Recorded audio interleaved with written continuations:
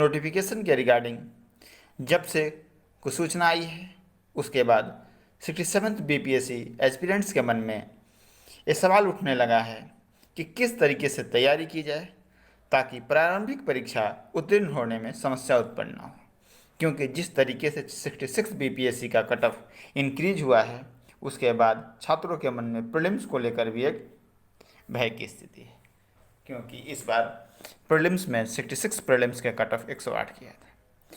इस वीडियो में हम सेक्शन वाइज लगभग 60-62 से लेकर 66वीं बीपीएससी तक किस सेक्शन से कितने प्रश्न पूछे गए हैं और हर सेक्शन में आपको किन बुक्स को फॉलो करना चाहिए और क्या स्ट्रेटजी होनी चाहिए और ई ऑप्शन को एलिमिनेट करने के लिए आप क्या करेंगे, इन बातों पर हम विस्तार से चर्चा करेंगे। अगर हम 60 से 62 से लेकर अभी तक यानी 66वीं तक देखें तो इतिहास से लगभग 30 से 35 प्रश्न पूछने का ट्रेंड रहा है। भारतीय राज्य व्यवस्था खंड से 10 से 15 प्रश्न, ज्योग्राफी से 5 से 10 और इकोनॉमी से भी 5 से 10 प्रश्न पूछने का ट्रेंड इनका रहा है। इसके बाद आते हैं कुछ चीज़ें हैं जो फिक्स हैं। इनका 2 सेक्शन है। अगर आप 60-62 से प्रीवियस ईयर क्वेश्चंस उठा के देखेंगे जो कि इजीली अवेलेबल है, तो आप देखेंगे कि साइंस से 20 प्रश्न और मैथमेटिक्स से 10 प्रश्न, यानी 30 प्रश्न जो हैं ये 2 सेक्शन से फिक्स है कि ये पूछते ही पूछते हैं। और ये वो सेक्शन है जो आपकी सफलता और असफलता को तय करता है। यही जो 3 सेक्शन हैं जो लगभग 60 प्रश्न कवर करते हैं और इसमें से आपको कम से कम अगर सफल होना है तो 50 से 52 प्रश्न सही करने होंगे आज के सिनेरियो में, जब कट ऑफ 108-110 जा रहा है। क्योंकि यहाँ पर साइंस और मैथमेटिक्स, यहाँ पर 30 में आप 28-27 भी सही कर सकते हैं अपने बल पे, क्योंकि ये स्टैटिक पोर्शन है, डायनेमिक नहीं है। आपने अगर एक बार अच्छे से साइंस और मैथमेटिक्स कर लिया तो आप आराम से इस स्थिति में होंगे कि 30 में 27, 28, 26 प्रश्न कर ले जाएंगे। अब आते हैं बिहार स्पेशल।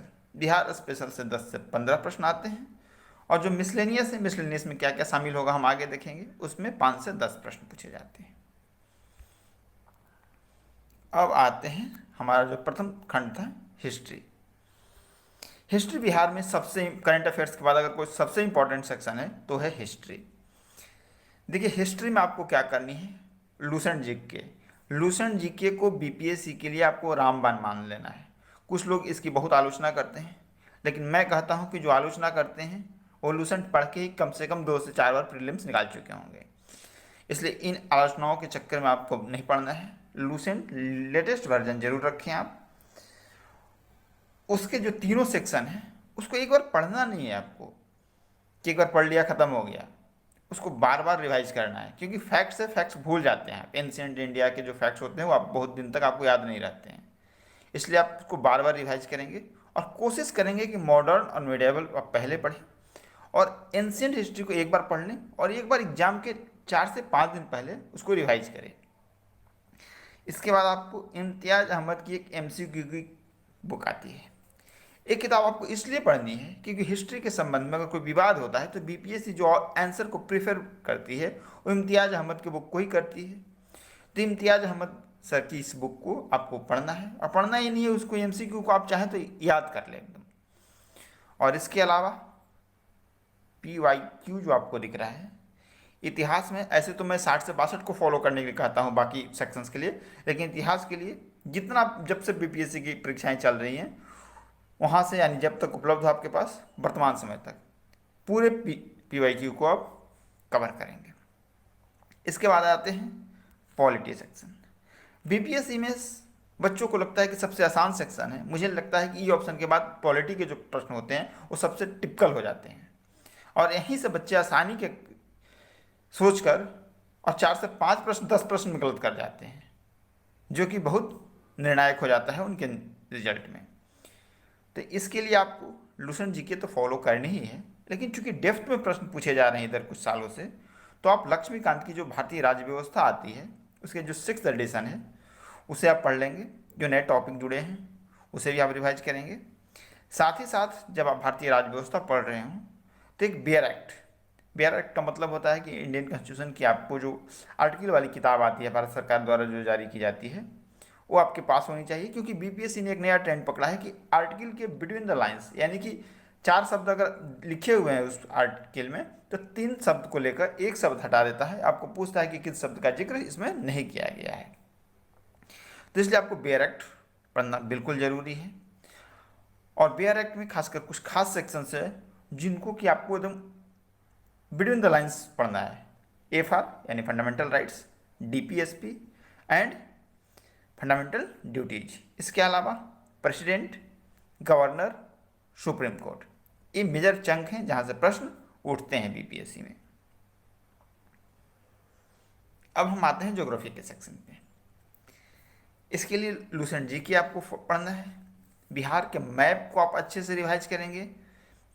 मैप को रिवाइज करने का मतलब होता है कि बिहार की सीमाएं कहाँ कहाँ से लगती हैं, बिहार में लैंडलॉक जिले कितने हैं, बिहार की नदियाँ किधर किधर हैं, नदियों की लंबाई कितनी है।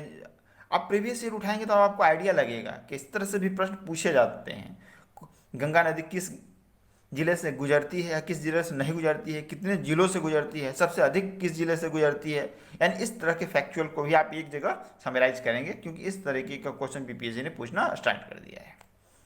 साथ ही साथ एक स्पेशल फैक्ट बताता हूँ कि बीपीएससी ज्योग्राफी में जो इंटरनेशनल ज्योग्राफी होती है उससे जो वर्ल्ड ज्योग्राफी जो होती है उससे जो प्रश्न पूछता है उसमें कभी कभी ये क्या करते हैं कि सीडीएस के जो प्रीवियस ईयर्स के ऑनलाइनर टाइप के जो प्रश्न होते हैं वो विदाउट ऑप्शन भी चेंज नहीं करते हैं उनका, और वहीं से उठाकर पूछते हैं। तो सीडीएस प्रीवियस ईयर में जो ज्योग्राफी से संबंधित प्रश्न है उन प्रश्नों का आप अभ्यास एक बार जरूर कर लें। यूपीएससी की वेबसाइट पे प्रश्न उपलब्ध होते हैं, वहाँ से आप डाउनलोड करें, यूपीएससी के ऑफिशियल आंसर की डाउनलोड करें और उसी के अनुसार आप इसको कर लें।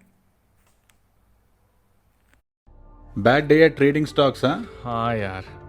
बैड डे फॉर स्टॉक्स में भी देख, मैंने अपना पोर्टफोलियो डाइवर्सिफाई किया हुआ है और अब मैं करेंसी पेयर्स में भी ट्रेड करता हूँ 24 hours a day 5 days a week with zero commission। भाई मुझे इसके बारे में कुछ भी नहीं पता। मैं तेरे को समझाता हूँ। ऑक्टा एफएक्स डेमो अकाउंट देता है, एजुकेशनल वेबिनार्स भी हैं और अगर कोई और हेल्प चाहिए तो वो भी है। वाह यार, happy trading. Thank you body. अब हम आते हैं अर्थव्यवस्था, भारतीय अर्थव्यवस्था खंड पे। इसमें लूसेंट आपका बहुत कारगर नहीं होगा। जो बेसिक प्रश्न पूछे जाते हैं, एनएनपी क्या है, जीडीपी क्या है, हरित क्रांति कब हुई थी, प्लानिंग कमीशन में कोई परिवर्तन अगर हुआ था तो कब हुआ था, इस या कोई मॉडल कब लाया गया था, कोई समिति पूछ ली जाए तब तो यह स्टैटिक पोर्शन कार्य करेगा आपका। अन्यथा अगर डायनेमिक, क्योंकि इकोनॉमी बहुत डायनेमिक सब्जेक्ट हो जाता है, तो इंडियन इकोनॉमी में आपको बजट और इकोनॉमी सर्वे, एक भारत सरकार का और जो बिहार सरकार के द्वारा पेश किया जाता है, वो दोनों कवर करनी है। बिहार सरकार के बजट और इकोनॉमी सर्वे पे आपको विशेष फोकस करना है, क्योंकि देखा गया है पिछले 3 से 4 सालों में कि इकोनॉमी सर्वे से कम वो 4 से 5 प्रश्न पुट करते हैं। जैसे बिहार में प्रति व्यक्ति ऊर्जा की खपत कितनी है, या प्रति व्यक्ति भूमि कितनी है, कृषि में कितने लोग लगे हुए हैं। इस तरीके के जो इकोनॉमी सर्वे में डेटा दिया रहता है उसका वो यूज करते हैं। तो इसलिए आपको इन चीज़ों को कवर करनी है इसके अंतर्गत।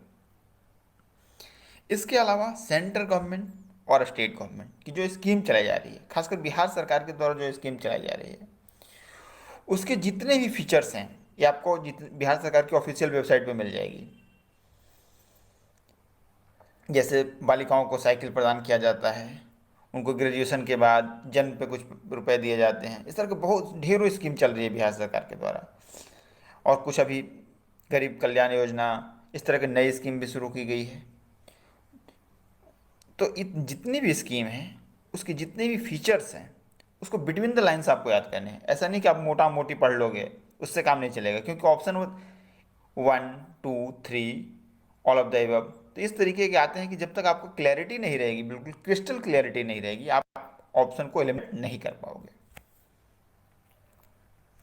नेक्स्ट सेक्शन है हमारा साइंस और मैथ, जो कि मैंने आपको पहले ही बताया है कि अगर इसमें आप एरर करते हो तो फिर आपके सिलेक्शन की संभावना छिन्न हो जाती है, बिल्कुल कम हो जाती है। इसके लिए अगर आपका साइंस बैकग्राउंड रहा है तो कोई खास मेहनत करने की ज़रूरत नहीं है। अगर साइंस बैकग्राउंड नहीं है, साइंस पर अच्छी पकड़ नहीं है, तो NCERT 8, 9, 10th की आप अच्छे से पढ़ लें। अगर वो नहीं पढ़ना चाहते हैं तो उसका विकल्प मैं आपको देता हूँ, लूसेंट साइंस पढ़ लें।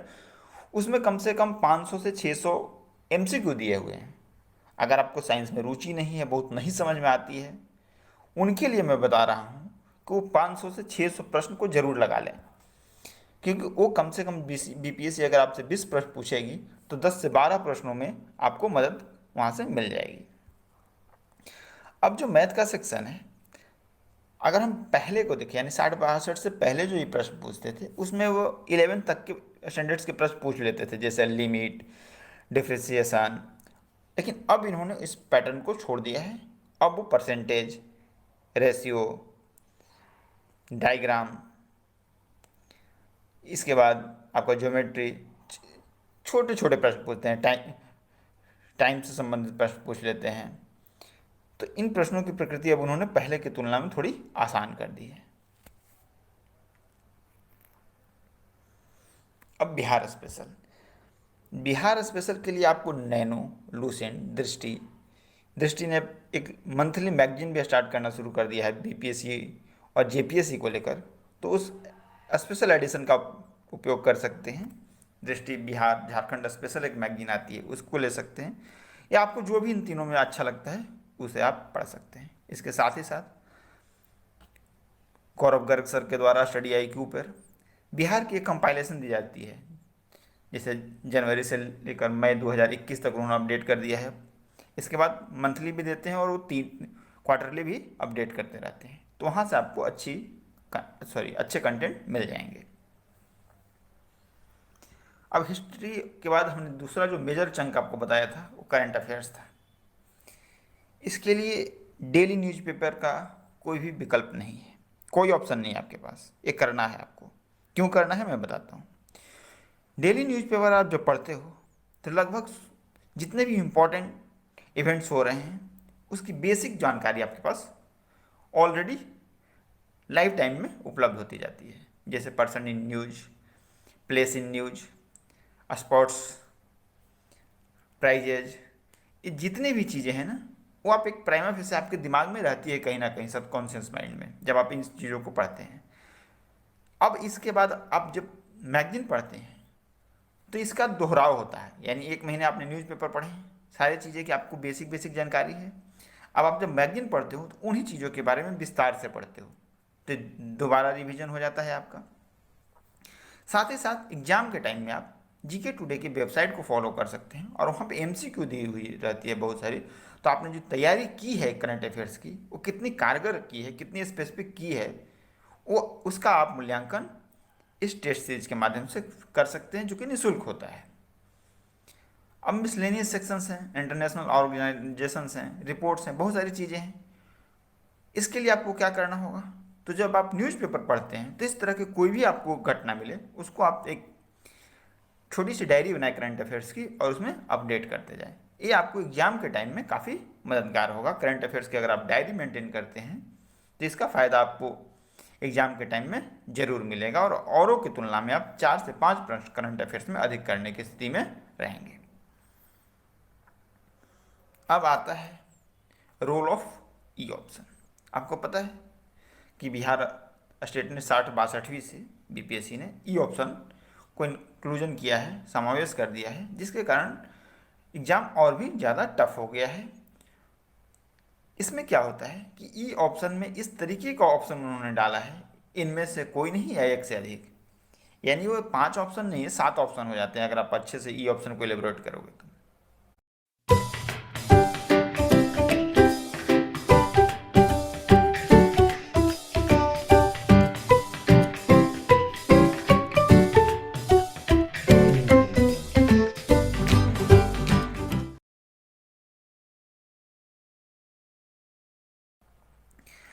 इसके लिए आपको ज़रूरी हो जाता है कि एलिमिनेशन मेथड आपका तभी अच्छा होगा जब आप मैक्सिमम MCQ लगाओगे।